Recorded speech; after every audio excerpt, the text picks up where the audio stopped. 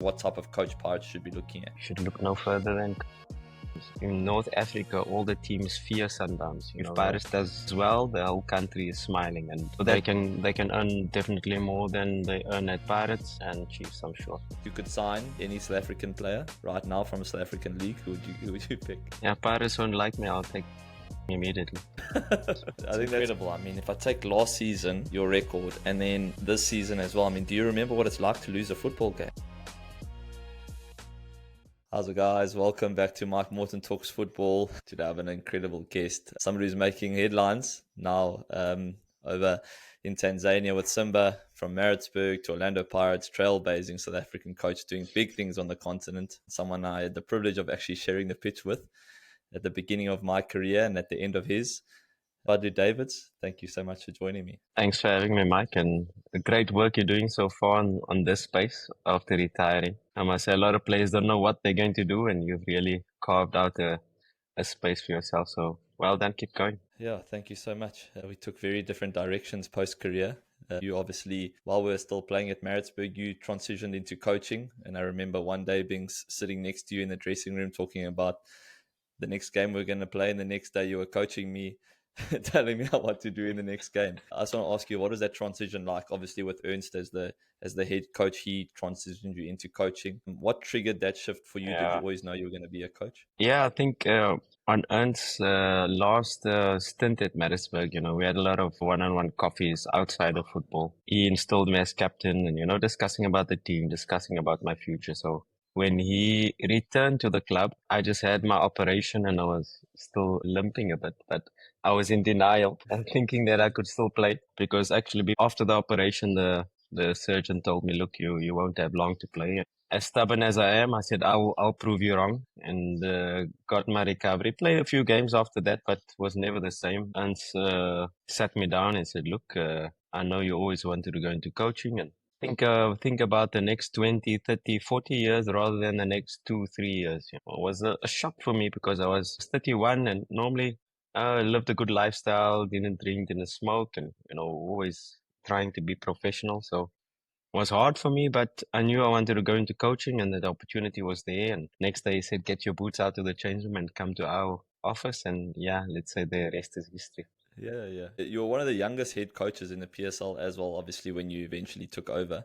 How was that, having to deal with, I think coaching, obviously you see most coaches sort of peak or like do their best work when they're older or they get a little bit more experience. What was it like being such a young coach, still dealing with players? I'm assuming you coach players that were in and around your age as well. That must be pretty difficult. Yeah, I think, I owe a lot of credit to Ernst because, the day he took me in, we opened up his brain in terms of football thinking, how he sees football, how he analyzes football, how he does the daily business. That was and he gave me some key advice was, don't take over the head coach role with a minimum of 5 years experience as an assistant. So of course, in our journey through that time, I retired at 31 when I made the transition, did my CAF and every off season did some coaching license in Europe. And when he left Chippa, there was that opportunity where it was Mr. Abre was the sporting director or technical director, and I was the assistant. And Chippa came and said, okay, Fadlu, you should take over. And it was only 2 years, I think, into coaching. And I said, no, I took Ernst's advice. I said, no, I won't take it. And they put Mitch in there. And basically I was still in the background doing the work. But Mitch, even in matches, he was sitting on top. He said, yeah, he feels better watching the game from the top. So I took his advice. And when eventually I got the interim role, I think when Roger Desau left, I think there were still 15 matches remaining. And we then took the club to a record 7th place, I think the highest ever. And still, I didn't have my pro license yet. I know a lot of coaches are coaching with the UEFA A. And I was busy with UEFA A and I knew I had to complete my licenses first, but Maritzburg then said, look, you have to take the job. You did so well. And I took the job in that first maiden season where we made history, taking them to 4th place, cup final, semi-final, MTN. So it was a fantastic season. But coming back to your question, yes, there was a lot of hard decisions in that time as well. I remember there was even a moment where Bryce Moon and, a player who played in Europe was there. There was Kurt Lenkis who had an offer. I wanted the price to stay, but the budget, and we had to make key decisions into the squad for next season. And we had to make tough decisions in that time with, like you said, peers that are close to your age, or like Kurt Lenkis that have played with you before. And he got an offer to move to another club, and immediately you had to take a step and make key decisions. And eventually at that moment, you know that, okay, it's no more player. I'm no more in the dressing room as one of the peers, and you know it's serious business. And yeah, like I said, throughout this journey, always trying to still be a student of the game, always trying to still empower myself in every experience, in every situation you faced, and you can Yeah. always learn. So many coaches I've been with, and so many things I've picked up along the way, and learned from each and every one of them. Yeah, something I remember like quite clearly was how quickly you flicked the switch from like player to coach, because obviously we're in the dressing room like banter, laughing, but as soon as you flick that switch into like coach mode, like you distance yourself very quickly from the team and from like all like basically, I mean, these are your mates and your friends, you training with them every day, but then you sort of had to create that distance straight away. Was that like a conscious decision you had to make straight away? Yeah, of course. I had to make that decision quick. I think I was quite vocal on the pitch while playing as a captain. It was just being on the side and not involved in training sessions. But you know, Ernst also made it clear as to how he wanted me to be. He gave me advice as to say, just stay away. I know you're close to Shoaib, the goalkeeper. I'm close to a lot of players in. They still see me as a confidant, but keep your distance, be professional. You're now a coach. Make the step, and make the step completely. Don't still hang and try to be a player, a coach now, and that's it. So I had to consciously make that decision, and of course, I followed his advice as to how to handle the transition. Yeah, and then so you spoke about obviously you had the record finish at Cheaper seventh, then the record finish at Maritzburg fourth. Then comes the Orlando Pirates chapter in your coaching career. How did that happen? Why the decision to go there? What is that the story behind that? Yeah, I got the call almost immediately after we left. I left Maritzburg, I think, in January. I think it was a few days. I took my family for a bit of holiday. I'm not really sure if it was up the coast in Durban. I'm not really sure where we were. And I got the call, and uh, I came in to meet the chairman. Yeah, when the chairman calls and you have that meeting, I guess you can say the rest is history. Just to hear the vision of the club, the Michu and Rulani, to work under them as well. They were doing a fantastic job, and the club wanted to expand and wanted to work more professionally. Three analysts, big technical team, and compete with what Sundowns were doing on the continent. Yeah, I think it was a no-brainer, and as well, it allowed me to complete my licenses. And you know, like I told you, I was head coach of Maritzburg and doing great things with the team, but I felt incomplete. I knew I needed to complete my UEFA A and UEFA Pro. It was a perfect opportunity to complete both. And Orlando Pirates, upon signing, they supported me in that whenever I needed to go, and they allowed me to complete and tick all the boxes to then become a fully qualified coach. Yeah. Can you help the audience understand maybe like the difference in sort of pressure environments it is from coaching somewhere like Cheaper and Maritzburg to when you get to one of the biggest clubs in the country, if not the continent now? What's the difference like from a pressure situation for coaches? On the one hand, I'd say the pressure is the same on the one hand, because at Maritzburg, if you're not uh, away from the relegation, and you being away from the relegation means close to top eight, there's also pressure. There's the pressure of relegation. There's the pressure of losing two games in a row and you suck into the bottom. And so that pressure at any club, I don't think there's a chairman in the club where you are sitting at number eight position as a former relegation candidate and saying, just stay here. They said, no, no, this is the season we should go top four or go top three. So the pressure of being a coach is there. It's real, no matter which club you coach. But just the magnitude of Orlando Pirates is the chairman gave us an intro to say every street in South Africa you're walking on is Orlando Pirates supporter there. So, and that is so true. Just the magnitude, and even said the happiness index of South Africa relies on Kaizer Chiefs and Orlando Pirates. And if Paris does well, the whole country is smiling. And that's so true. So the magnitude of getting a result at Orlando Pirates is just on a different level to to a club like Maritzburg, and just the institution of the club as a whole, is just a huge club that has such a far reach. And you'll also see it when you travel in Africa, that you'll even find Orlando Pirates fans in top corners of Africa where you're playing the Champions League or CAF. You realize what a big club it is. So the pressures are the same, but the magnitude of the clubs and just the whole organization is completely different. And being at Orlando Pirates, I think has taught me what it means to be and coach at a big club and how they operate and the thinking of a big club and just that big club mentality, which is completely different to any other club. Yeah. And then in 2022 with them, you obviously went on a CAF Confed run as well, got to the final, and you played against RS Bakane, the same guys you're going to be facing now again with Simba in the final. Yeah. What are your memories from that journey with Orlando Pirates to the Confed final? Yeah, I think the season before we were Zimbabwe was still in charge, and we faced Raja in the quarterfinal. We had a very good game at Orlando. We scored first. They managed to equalize through against the run of play, and we were completely dominant. And when we went to Casablanca, it was their fans were banned, so it was an empty stadium. So we thought we've got a big chance here. We can score an away goal, but it wasn't to be. They hit us 4 before halftime, and that was it was a rude awakening to see. Okay, CAF football, Champions League football is completely different. And then when Mandla and I took over the new season, we were a little bit more cautious. A little bit, we had the experience of course, I've been in the Champions League run with the Pirates before that, and the CAF Confed the season before, citing that experience. But we just took it step by step, and RS Berkane is still a team that even when we played them against Raja, I still have that pain of that final, that penalty shootout that broke our hearts, and would have been a fantastic achievement for that.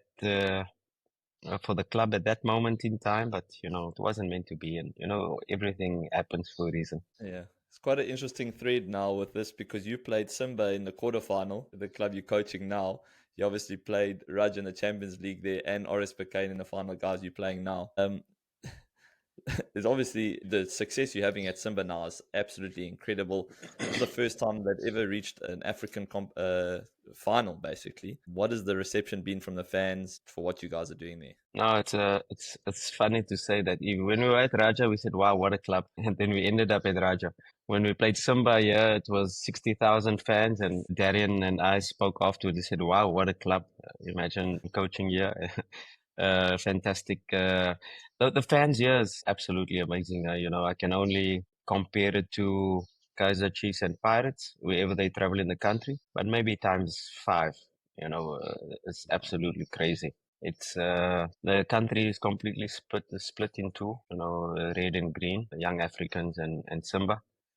And yeah, just last season they went through a bit of trauma. Younger beat them 5-1 in the derby. We Simba ended number 3. Therefore, we're playing CAF Confed instead, which is normally a Champions League club. So it was a reset. It was probably timing, right moment, a place, right time. Was a reset. At least 17, 18 players signed, 17 new players. The expectation wasn't really that high after where we are. New technical team, 17 new players. So we had a bit of space knowing that this is the foundation season where we're just putting the building blocks in. Creating a playing style, creating a game model, creating the foundation, and we signed a fairly young profile of player, 18 to 24. So we got a fairly young squad, good players, talented players at their own clubs, smaller clubs, and now they suddenly at a big club like Simba, where the pressures of playing for Simba is completely different than playing for any other club. Yeah, can you explain that to me? I mean, you obviously in Morocco last year. You jump across. How do you have the ability to go sign 17 like good quality players of a league that you haven't been in, like to the scouting, the analysis to find these 17 players that you feel like can do the business for you at Simba? How do you do that? No. When I came, 15 was signed already. Okay. So I came to a club the way I didn't sign any players. I came, we met the president, we met the board, I checked the facilities and put my recommendations on what to improve, what to change, to fix the training pitch. And then we traveled to Egypt for a 3-week pre-season. in that 3-week period is where I made the recommendation of signing a goalkeeper and signing a striker. That was 15, and we signed another two, making it 17. So yeah, that was no, sorry, 13 was signed, and I signed the two, making it 15. And then in the January window, we signed another winger, uh, which made it 16. So 16 new players over that time. But the club supported me in that regard, where finding a top goalkeeper, using our scouting, sitting in Holland, Mel's data, sending me some profiles. Us and our technical team we went through a big database of profiles, and we found the right goalkeeper that can build up from the back, that fits our profile, and a striker that's going to help us in the CAF Confederation Cup and the league. They were very supportive in that way, to be able to say, and of the 13 that they've already signed, if I didn't want any of them, if I wanted to make changes to the squad, they were very open, knowing that, I had no say in the signing of the players. We were quite happy with what we had. We needed to trim here and there to make the squad a little bit smaller, and of course making space for the new striker and the new goalkeeper that came in after the Egyptian preseason tour. Yeah. Now, just take me back to Morocco. Like, fascinating. You guys obviously absolutely ran the show there. You completely undefeated, won the cup as well.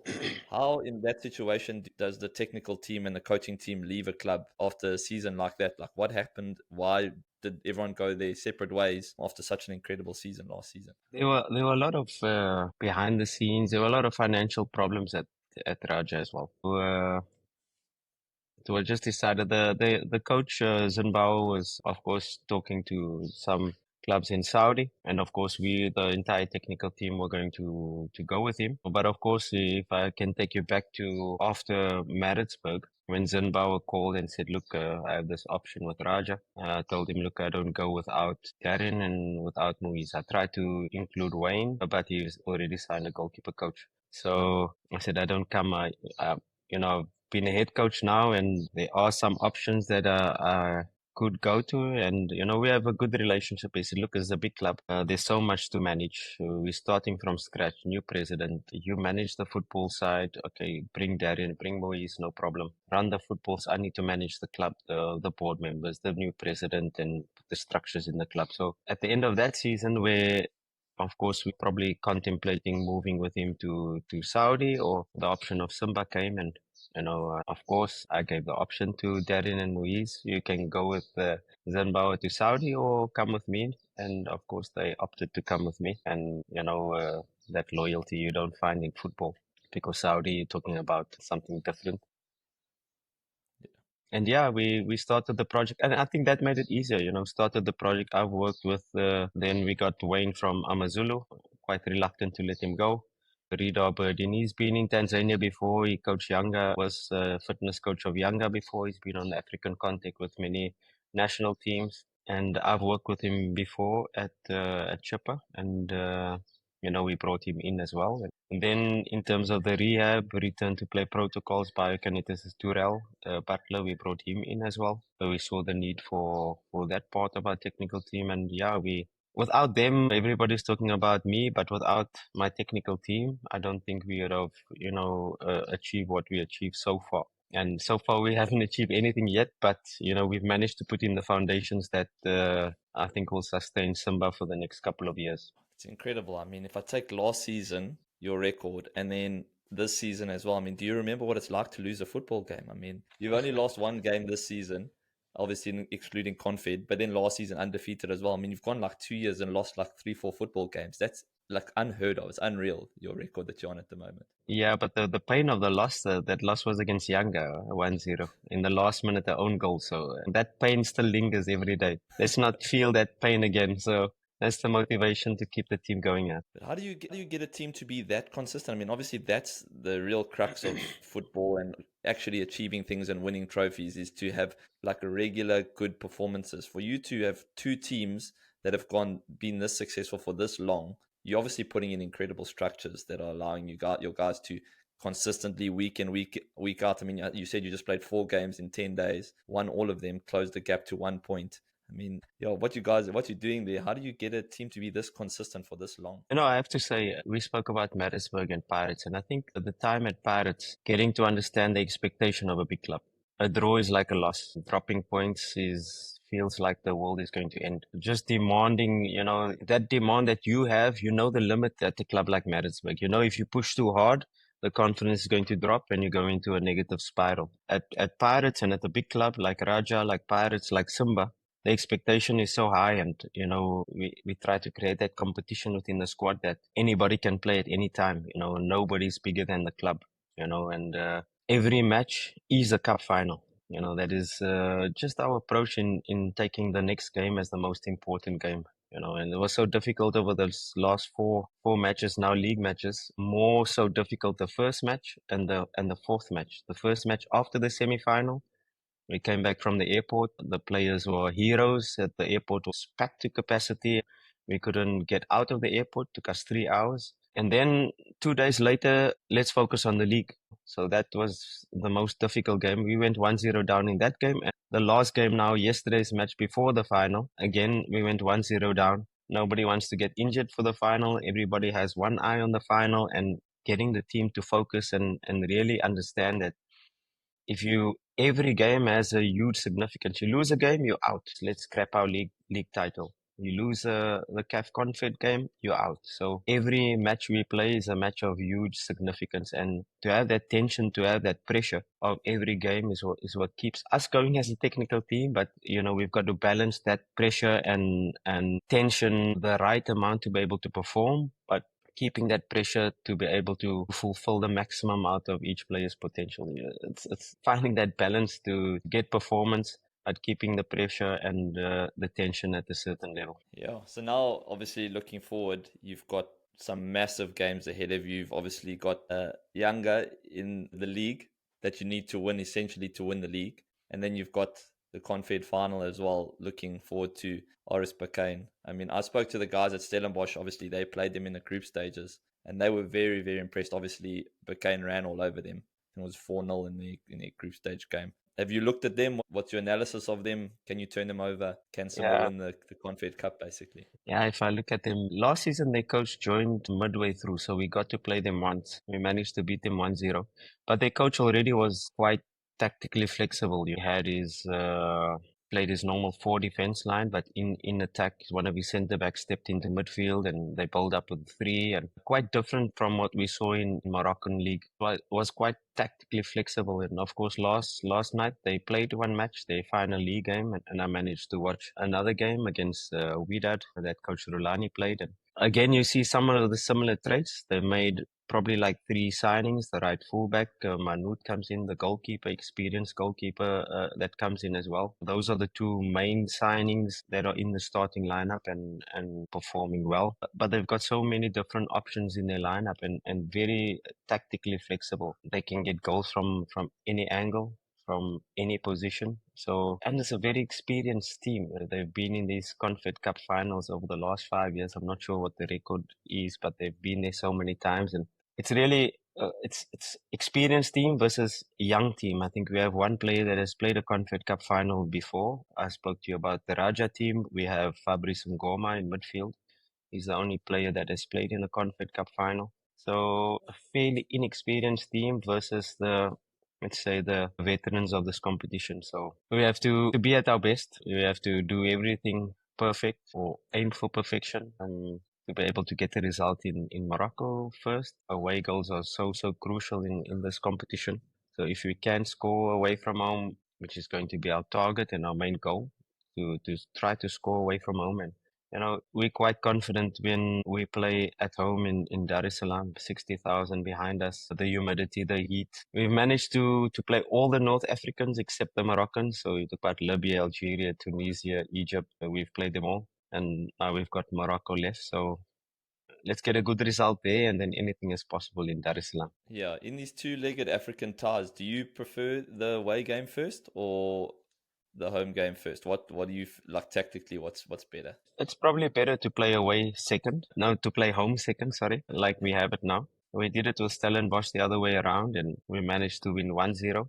And then, if you're playing away second, it was the first time we did it in this competition. One away goal can switch the tide. But you at your home stadium, you're more comfortable. You're more dominant. You have more of the ball. So we've done it that way around. Also in the group stage, playing away first, and then the team is coming to us where we know them better, where we can plan the finer details that you don't get to see in watching a game on video by experiencing the team, and then you're a little bit more better prepared, and playing on your home turf doesn't it definitely makes a huge difference. Either way, but I prefer actually playing home second, just because of the power of our stadium being 60,000, having the heat, having the humidity.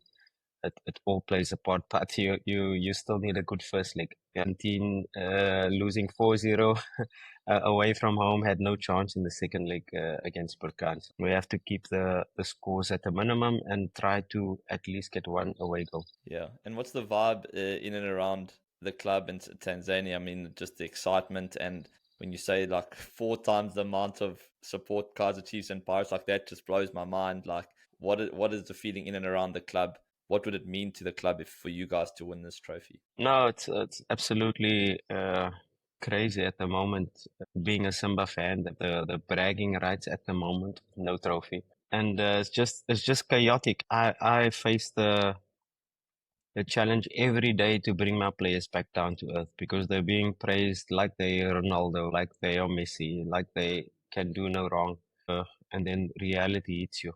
So it's good on the one hand because they get to feel the support of the entire country. The entire country is buzzing at the moment, and but still you've got to go into the pitch and I've got to get them grounded. And we've gone through this period, I think, beginning of the season, where a lot of these new players were not used to the type of praise, the type of attention they got from the media, from the fans walking in the street. You need to have a ounce of privacy, because wherever you just step out of the house, there's people waving at you or people wanting a picture, and that is what the players receive on a daily basis. So my job is to allow them to absorb and continue with what they're doing, but also to remain humble and know that they still got to work hard, and hard work is what got them there. Not sometimes they get this false sense of being better than what they are, just with all the praise and media attention they're getting.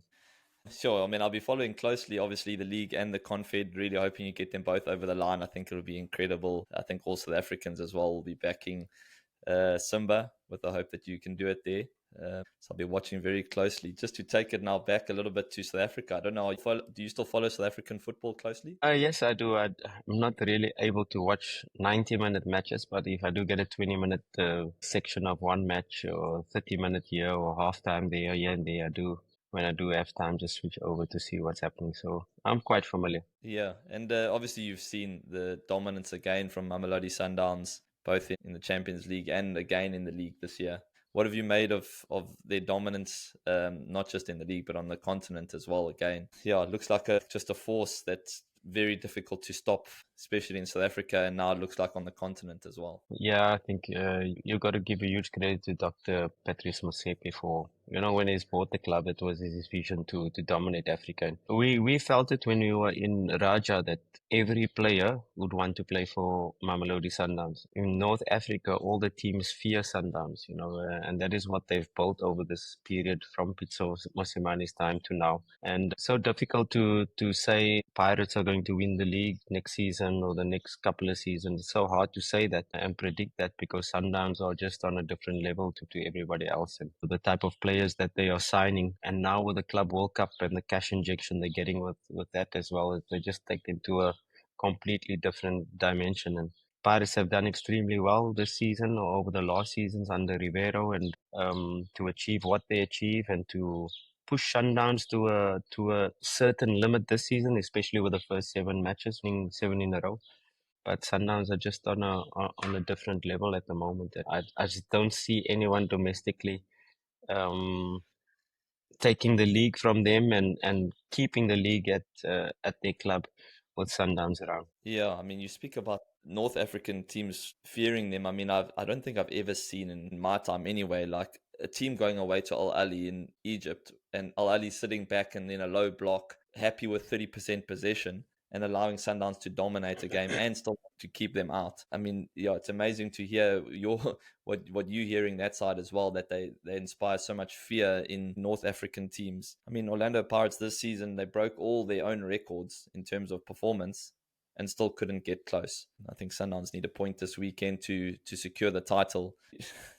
Is there any way, and if there is, how does somebody bridge that gap in South Africa between themselves and Orlando Pirates? Is it simply down to cash, or is there a coach that could come in to replace Rivera to No, help of, Orlando Pirates of bridge that gap? of course, if a coach like Rivero was perhaps to stay for the next 3 years, step by step, Pirates would build their own without thinking about Sundowns. They would just keep improving the team in terms of recruitment, in terms of building something, and they would eventually catch up because there's only a certain amount that money can buy, and there's one transition period where Sundowns change a coach that Pirates comes in, and I thought it would be this season with Sundowns making so many changes. I think Sundowns also got the right coach for continental football, a little bit more pragmatic, a little bit more defensive, reactive in his style, in his thinking, and that helped them in the Champions League. And now they're in the final, and they might even win the final. And moving into Club World Cup, you're playing against bigger teams. He's probably the right coach for them in this moment to play the certain style that is not normally the free flowing Sundown style. But they've got top players that can score a goal at any moment, and that is why they will be successful and maybe win the Champions League this season. And I think make us proud in the Club World Cup as well. Like I said, the Pirates, if they had kept Rivero for another 3 years and built something sustainable without competing with Sundowns, eventually I think they will catch up. Well, on that topic, I mean, we obviously know he's leaving now. What profile or style of coach do you see as a good replacement for him? We all see how heavily he's used the youngsters, how many youngsters he's bled into the first side. I mean, it's quite a difficult club to take over right now because there is such a young group of players, and I think it takes a particular type of profile of coach to be able to deal with that. How do you see the terms of what type of coach Pirates should be looking at? We should look no further than Coach Rulani. I think he'll be the perfect fit. He knows the club, he knows the chairman, he has a good relationship with the chairman. He plays the type of football that Pirates enjoys. I think his time over that period with Michu, they built something that challenged Sundowns over that time. I think it's the perfect moment. He's matured a lot as a coach. He's had a tough time at Wydad, but that will only make him stronger. I think it's probably the perfect moment for him to come and build his own thing at Pirates, because a lot of that time it was him and Michu, and when he took over was a little bit difficult moment in the season, but yeah, I think he would be the perfect fit for Pirates at the moment. Yeah, I found it quite strangely the way guys have framed his time at Wydad. I mean, he obviously took a Wydad who was not very successful last season, and they framing it almost like it was a failure this season. But they're going to get a better league finish. Obviously, everyone's very quick to forget what he did at Sundowns the previous season. They were one game away from an invincible season as well. Played that Sundowns team he created at there was probably one of the most impressive Sundowns teams I've in South Africa I've ever seen. You know what it's like with in terms of short memories. How has Rulani done at Wydad, taking in consideration what he inherited there when he arrived? No, you spoke about me signing 15 players. I think he's done the same. And, I know how it is in the Moroccan league. You have 20 board members all sending your profiles. There are so many Moroccans in Spain, in France, in Holland. You're getting all these profiles, and it's all down to recruitment. Sometimes you can get the recruitment right, and sometimes it's difficult. It doesn't really hit. A player that has done well, maybe in the Dutch league or in the Spanish league, and he's at a impasse in his career and he wants to resurrect his career coming to a big club like Wydad, and it doesn't really fit. So it's not down to the coach. I don't say Rulani is the cause for Wydad not suddenly winning the league. It takes time, and you can see in January they signed again some more players, and that takes time. And where Wydad was, they also had a change of president, and that's how it works in Morocco. A new president come, a whole new squad is being formed, and not a very difficult moment he came in, and he did well considering. I think if they had given him more time and continued next season, that they would have probably challenged for the league, if not then be one of the most consistent teams, because if you take RS Pekan, they haven't won a league before this, and their coach had 6 months last season to be able to understand his players, to understand his squad, to understand the Moroccan league. And this season he is champion. So it was just unfortunate that they didn't give him the time that I think he deserves. But yeah, I'm sure the experience that he went through will make him a better coach. Yeah. You haven't received any phone calls from Parktown? No, not at all. Fadlu, just in terms of like you obviously it was Pitso that sort of set the trend. Then yourself, Rulani, going off to North Africa. How important do you think it is for South African coaches to step out of the South African culture and whatever and experience North Africa and just other cultures in terms of football? I think it's so important because I think we don't give ourselves enough credit as coaches from South Africa. You get to see once you travel, and you get to see other coaches work, and also when you go to these coaching courses in Europe where you get to rub shoulders with pro licensed coaches coaching in the top leagues in Europe, and you see there's not much difference. Actually, we're a little bit more skilled us as coaches because we're coaching multicultural players without basics. We're having to think outside the box. So when you go to Europe and you're coaching a player that has gone through the 4-3-3 from the fundamentals right up to detailed tactical information. So it's just putting him in position and he knows what to do. And so you're more focused on the team and the culture of the club. In South Africa, you're faced with so much diversity and so much different level of players that have gone through development, that have not gone through development, that are not the correct age, and you have to get them to perform. So we are actually well equipped as South African coaches to go out and adapt to different cultures, because we are so multicultural in South Africa.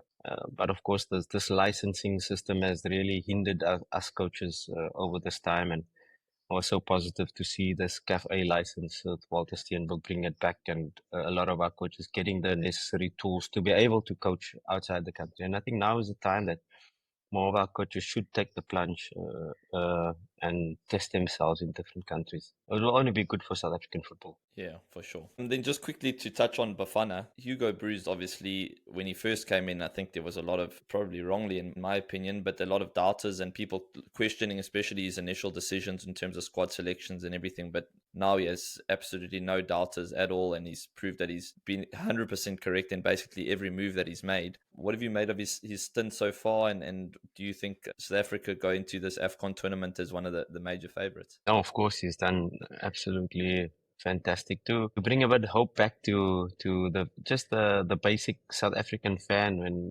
When it came to Bafana, they lost hope, but now when Bafana plays, everybody, we're filling up stadiums in different parts of the country, and that is so good to see the nation back supporting the country, and that's down to Hugo Bruce and what is built there and what is developed there. And besides Morocco being the favorites, I think we're definitely second favorite to be there with Morocco in the final. And if there's a time where we can look forward to an AFCON, it's now. And we know that we will do well because of the squad we have. And I shouldn't forget to say Mamelodi Sundowns have got a big part to play in Bafana's success. Yeah, obviously you just faced Stellenbosch as well, but that national team, the whole core is made up of obviously Stellenbosch, Orlando Pirates, and Mamelodi Sundowns. I mean, those three clubs on the continent are doing good work, and it's obviously reflecting in our national team as well. Who in the national team, we obviously have a bunch of very, very talented youngsters. Who of our youngsters have you been most impressed by over the last 2-3 years? Look, the youngster really, Mofo King of Pirates, is definitely something special at the moment, and he's one player that has a huge future ahead of him, and if guided correctly, he can physically has to still develop and get himself ready for European leagues. I think that's probably you saw in the Kaizer Chiefs game where he was calling for a penalty. They just pushed him off the ball, and these are small things, but with his technical skills, with his football brain, and he has all the attributes to make it and be the next big thing to lead Bafana and give us the hope for our creativity, for our goal scoring exploits. So he's definitely one player that stands out and has a huge future in the game. Yeah. If you could, do you think it's a good move? I mean, is it something that South African players, I don't know financially if Tanzania can compete, but would it be a viable option for South African players to come to Tanzania to play? As Yanga, Simba, and Azam, they can make a very good living here.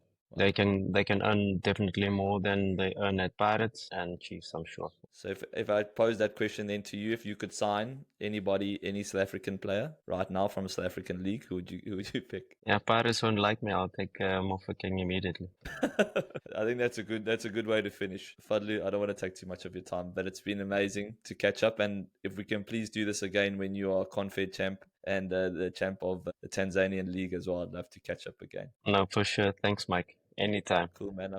I'm sure all South African fans will be behind you guys and be following closely, and I definitely will be covering it as much as I can on my platforms as well to shine the light on all the amazing work you and your team are doing there. And send the regards to your whole South African technical team. You've got some amazing guys there.